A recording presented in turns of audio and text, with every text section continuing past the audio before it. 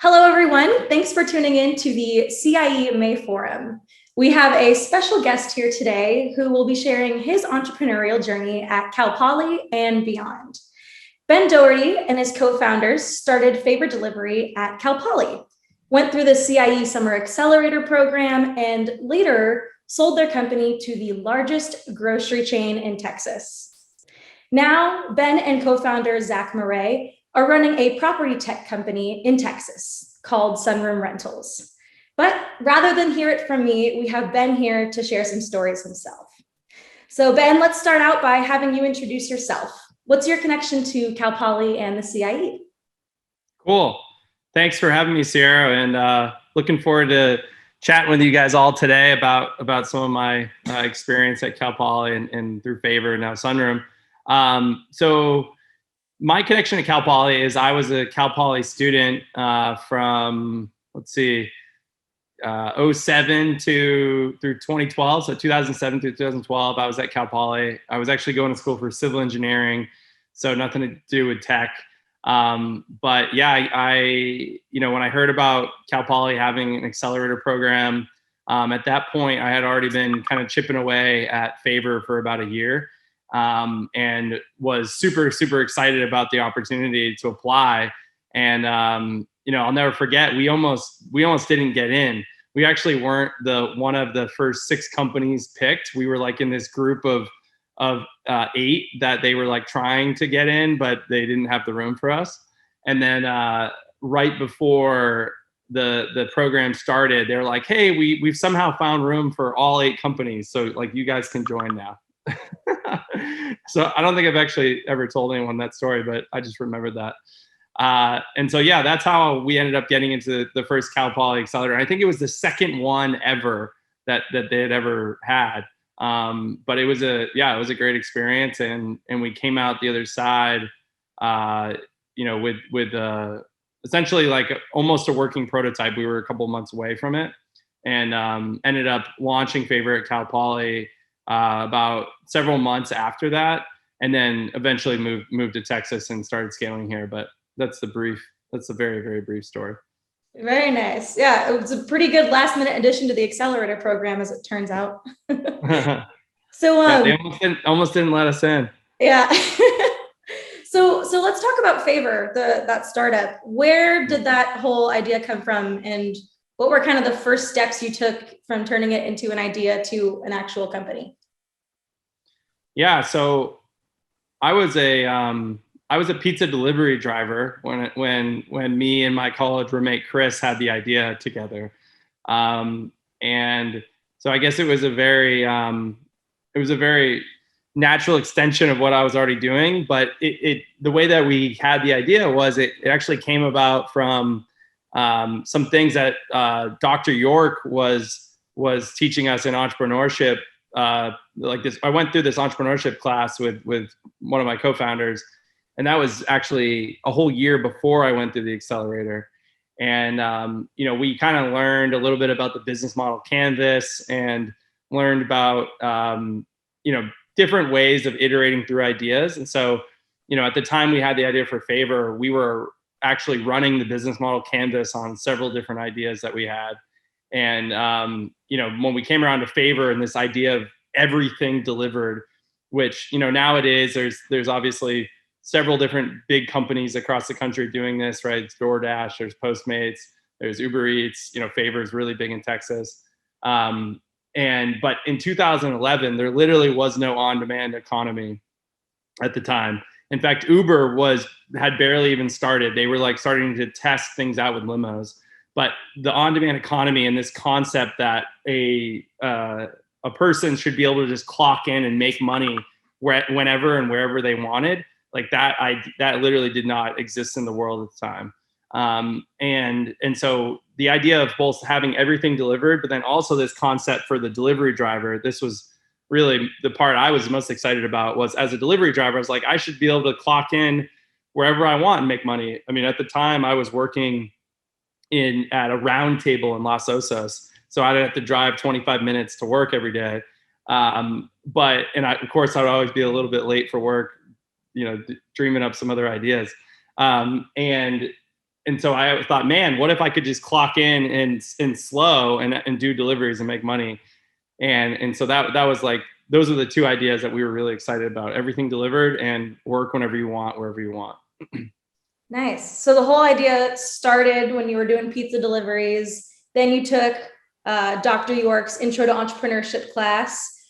What role did Cal Poly and the Summer Accelerator play in kind of advancing where you were at the beginning of that summer with Favor towards the end? What did you do during those 3 months?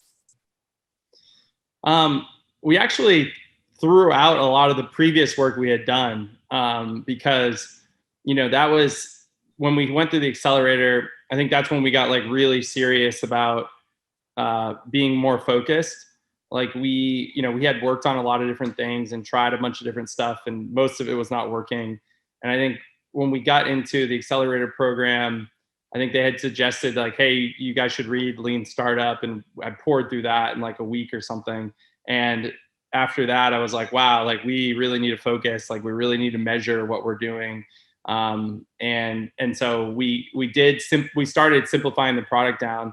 The funny thing was that we simplified it, but we didn't even simplify it enough in the accelerator. It wasn't until 3 to 6 months later that we like really got down to exactly what it should be. But yeah, I don't know if that answers the question, but yeah, no, absolutely.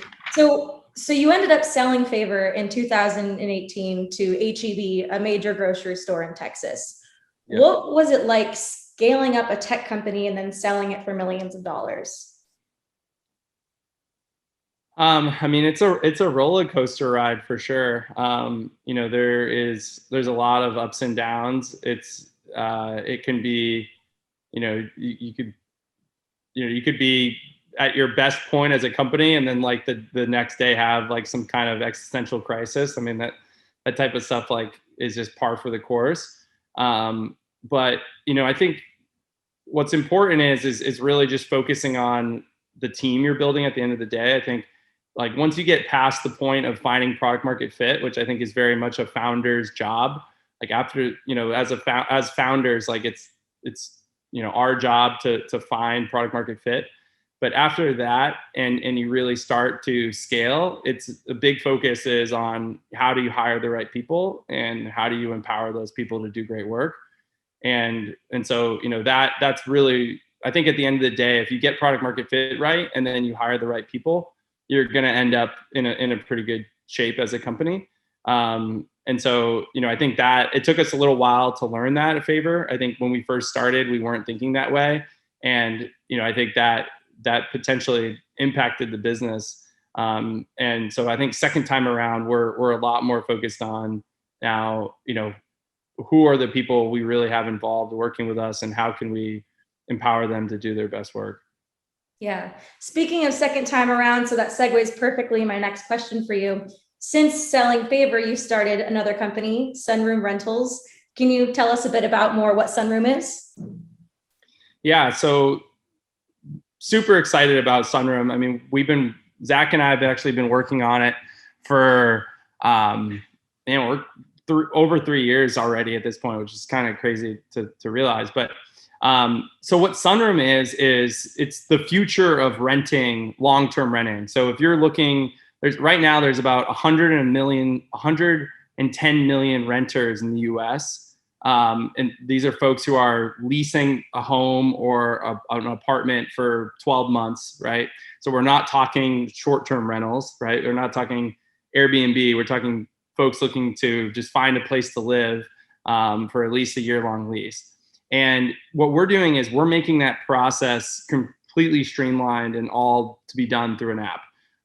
And so there's really two or three main components of what a renter needs to do to actually lease a home.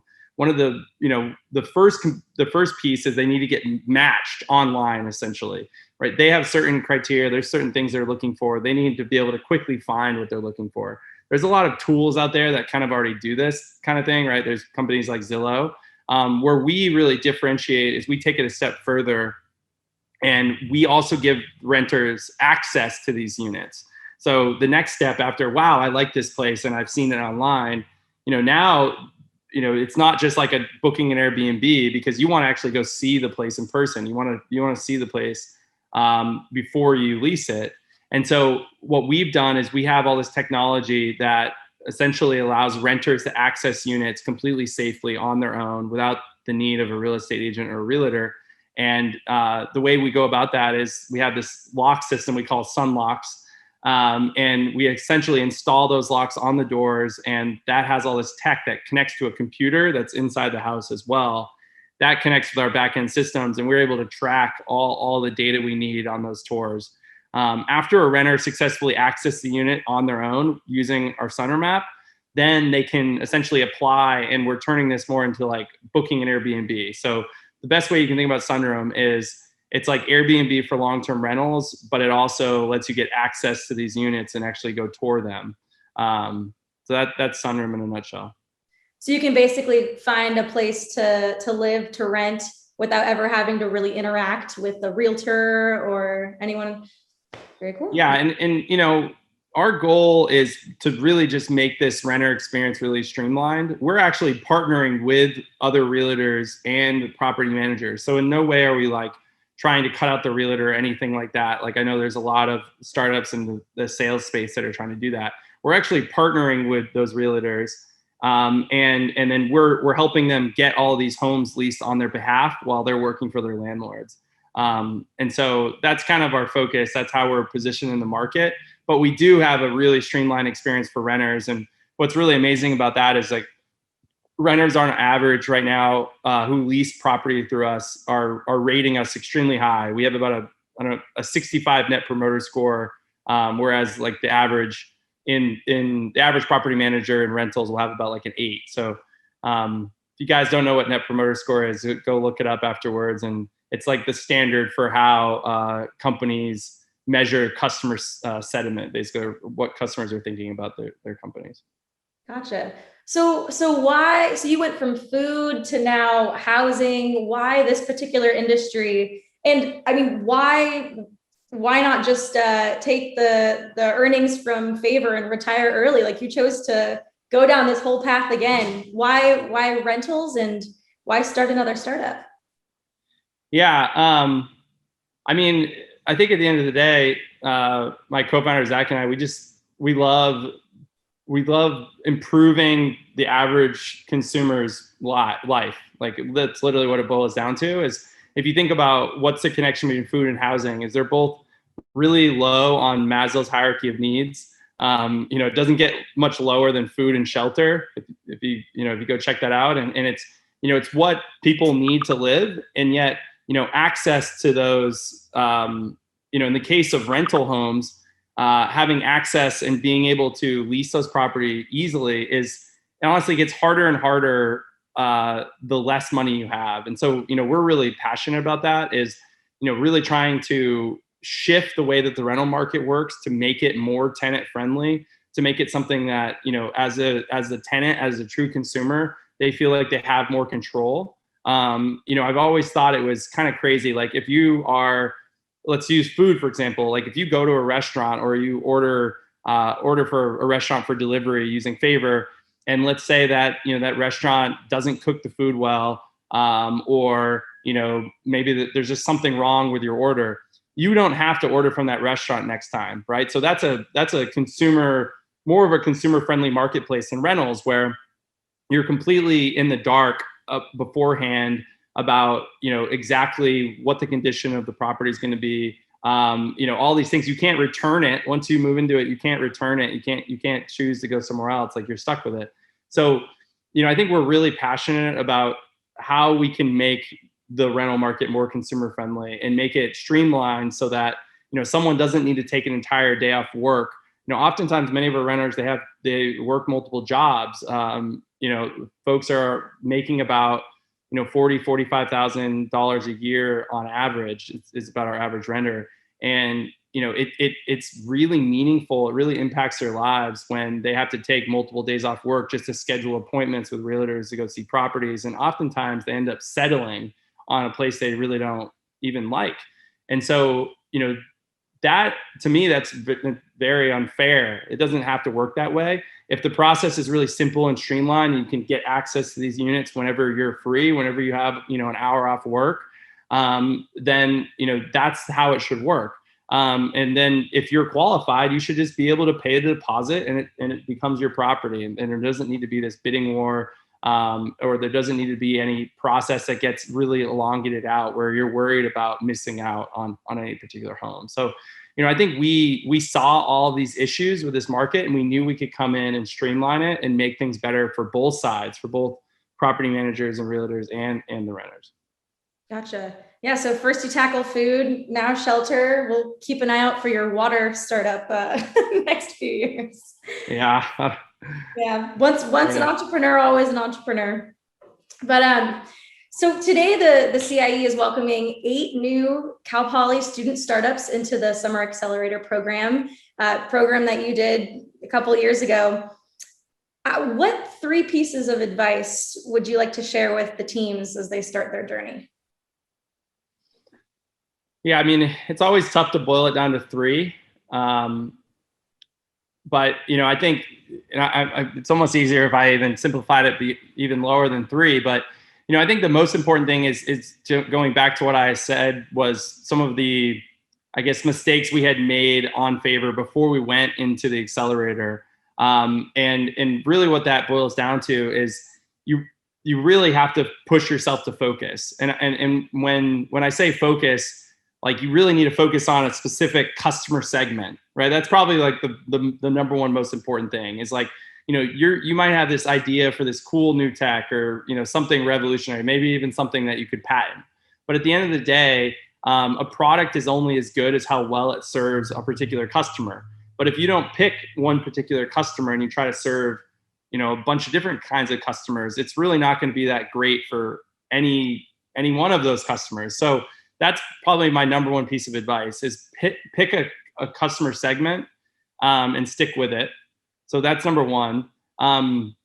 Number 2 is I would prepare for the long haul if you're serious about this. So I think a big part of the accelerator too is figuring out, who amongst your co-founders are actually willing to go all in on this. And, I got some advice pretty early on is, actually back in John York's entrepreneurship class, we had a guest speaker come in, and I had asked him, I said, hey, how long is it reasonable how long will I need to work on my startup before I start to see some semblances of it working? And he had told me about 2 years. And I thought that was pretty good advice, because essentially that gave me a timeline in my head that, I need to work on this for at least 2 years before I quit. And if I work on it any time shorter than that, then I'm probably selling myself short. I might be just like, if I quit at month, let's say, month 20, I could have quit at month 20, but had it figured out by month 24. So, I think that was really good advice. And I think that's a good goal. And I think part of the accelerator is just measuring people's level of commitment. I think a lot of people come into the accelerator at, different stages of their life, different stages of where they're at Cal Poly. And I think a big part of it is figuring out, who's really in this for the long haul. So number 1 would be pick a customer segment and focus on it. Try to build the best product you can just for that specific customer segment, and don't worry about the other ones. Second thing is make sure that you make sure you understand who is actually signing up to work for at least 2 years. And then if I had to pick a third one, it would be just make sure you're having fun. Because if you're not having fun, then you're definitely not going to make it 2 years or 5 or 6 or 7. When I first had the idea for Favor, it was in 2011. We sold in 2018. For Sunroom, I'm thinking about how I can run the company for 15, 20, 30, 40 years. And so, it's even more important that we're all having fun, because then we're certainly going to hate each other by year 25. So I think that's another thing, that make sure you have fun. Yeah. It goes back to what you were saying before, it's a lot of it's about who you're working with and the people you bring along for the journey. So Well, thank you so much, Ben, for sitting down with us and sharing your experiences and providing some valuable advice for our new student entrepreneurs. Awesome. Thanks for having me, Sierra. Thanks so much, Ben. And make sure you stay tuned to hear the 8 new Cal Poly startups that will make it into this year's Summer Accelerator. Good luck, everyone. I'm cheering for you.